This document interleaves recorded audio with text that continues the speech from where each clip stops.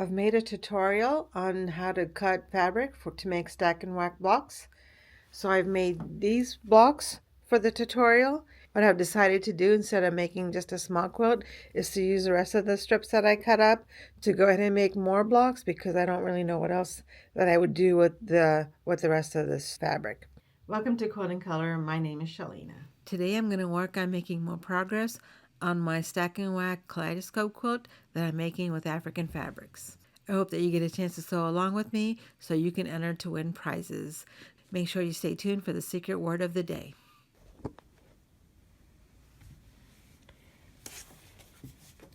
You can see these pieces here, they just don't look like they're quite reflective correctly, and that's because some of the fabric is on the wrong direction.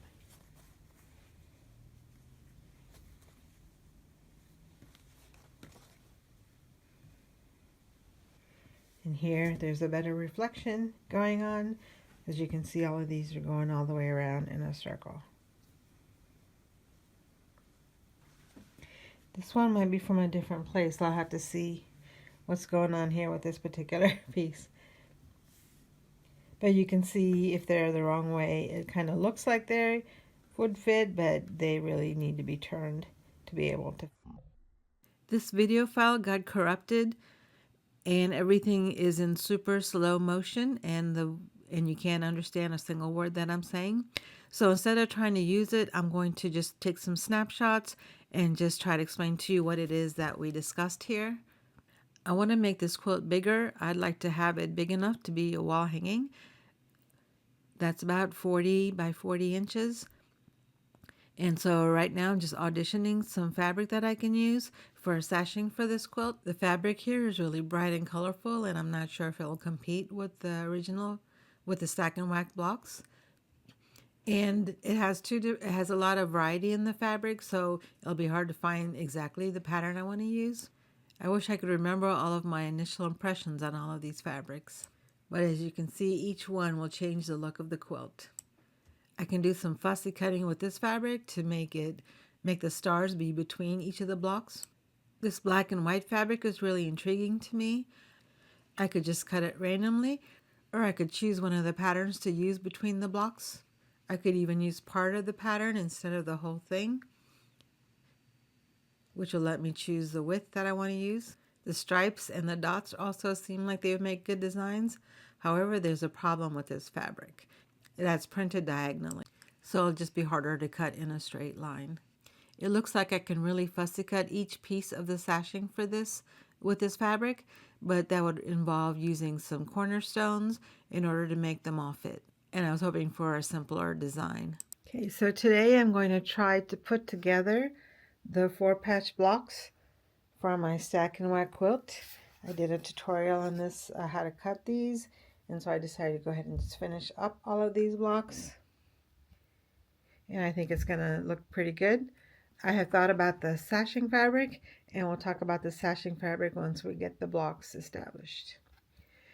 I'm not very good at taking the blocks that are on a design wall and sewing them together in a way that will look the way it was on the design wall.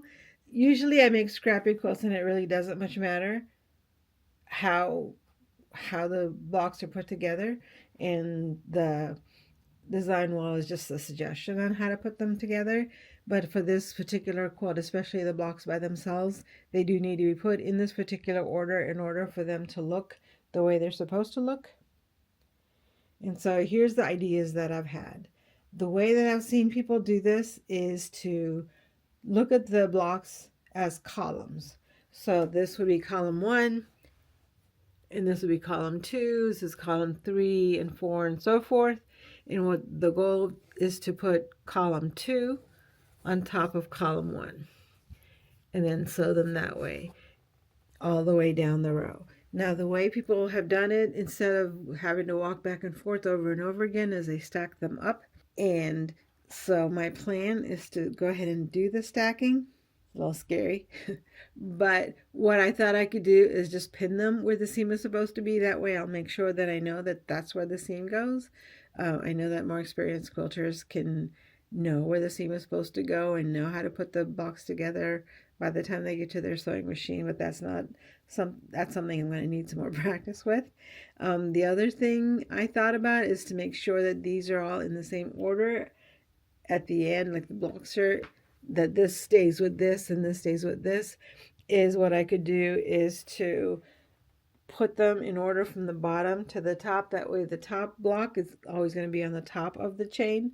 If I put the bottom block on the bottom of the stack, then by the time I get to the top block will be on the top of the stack when I'm sewing, and that'll help me keep everything in mind so that it'll be in the right order. And one thing that I've heard from Bonnie Hunter, she says to fold the blocks like a book.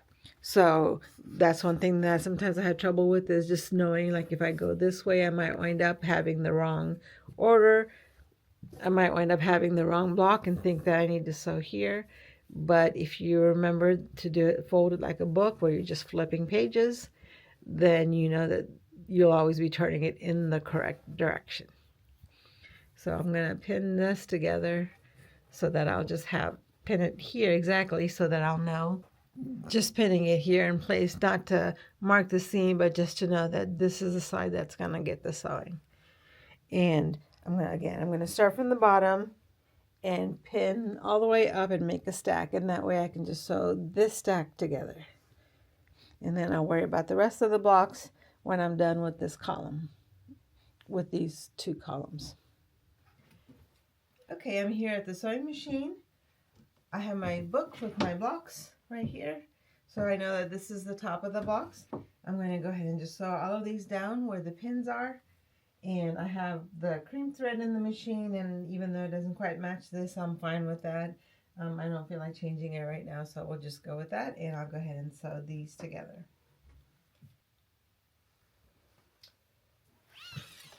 Get this out of your way, and I'll start sewing. I have the camera here on the sewing table. I hope that doesn't make the camera too shaky for you.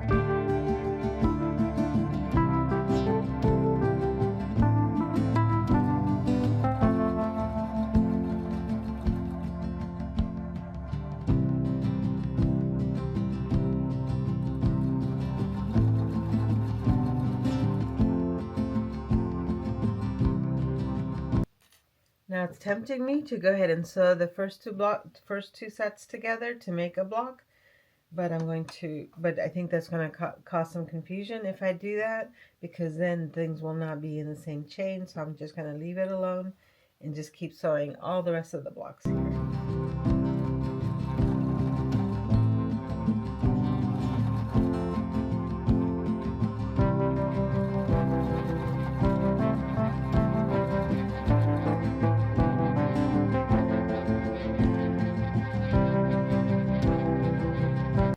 When you sew stack and rack blocks, it's very important that you use the same consistent seam allowance and try to keep everything lined up really good, because you want to make sure that reflection reflects the right way on the block. I'm not being as careful as I could be, because I think your eye still won't be able to move around the quilt, and I don't think that people will look that carefully at this very center.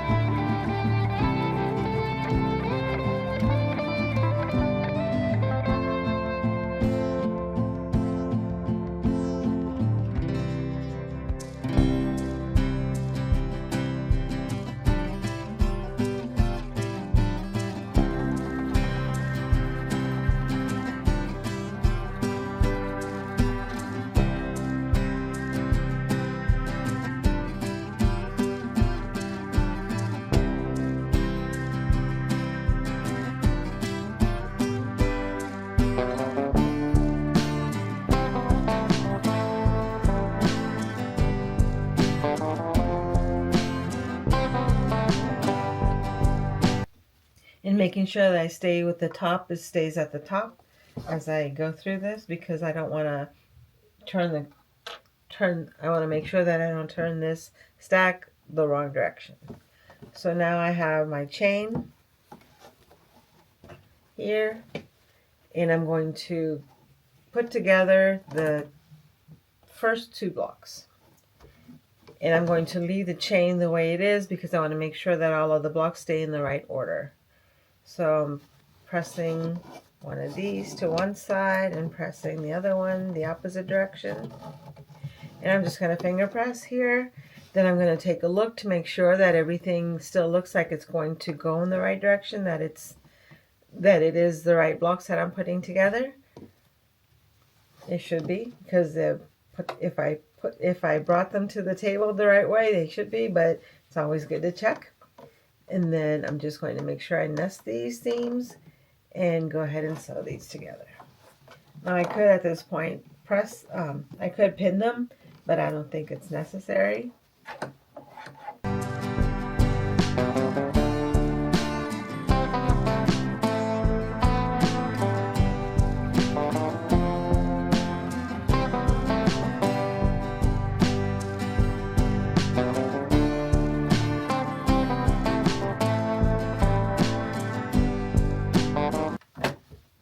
So these that go on to the next block. Do the same thing, make sure that I'm pressing them in opposite directions. Do some quality control check. Looks like it's right. I don't think I'll be able to shoot. Yeah, it should be okay. I don't think that I'll be able to sew these without taking out this thread that's joining them together, but I think that'll be fine because this thread will keep them together in the right order. And again, I'm going to nest these, make sure they're aligned correctly, and go ahead and sew them.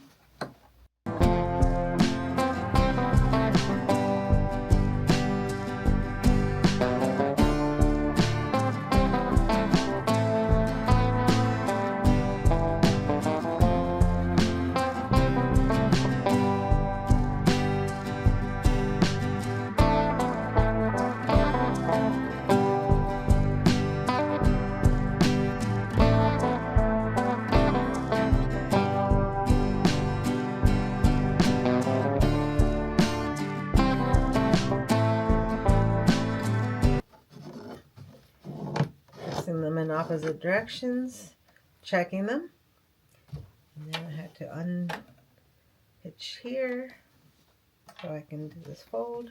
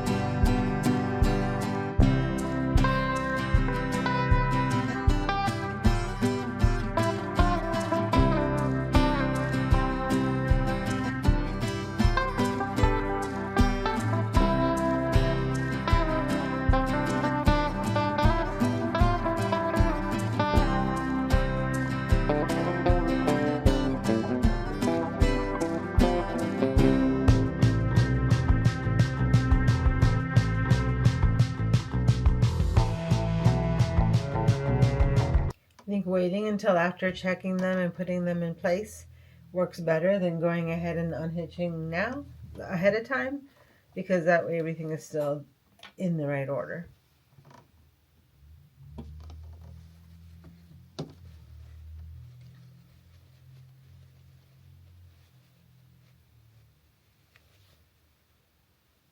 And the fact that these two blocks are still attached to each other really helps, because then you know exactly that you're putting them in the right order. Then you know exactly that these two blocks go together. These two rows go together.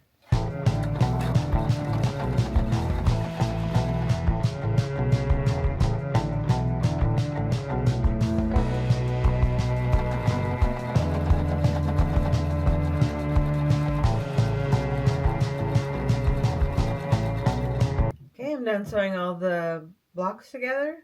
I think I'm done with these two columns, so I'm going to take them back to the design wall so we can take a look and see what happened.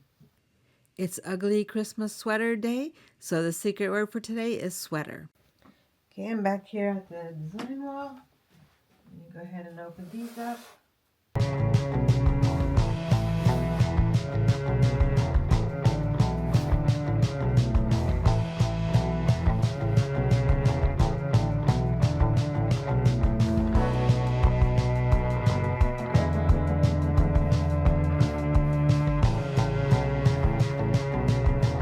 I think they look pretty good.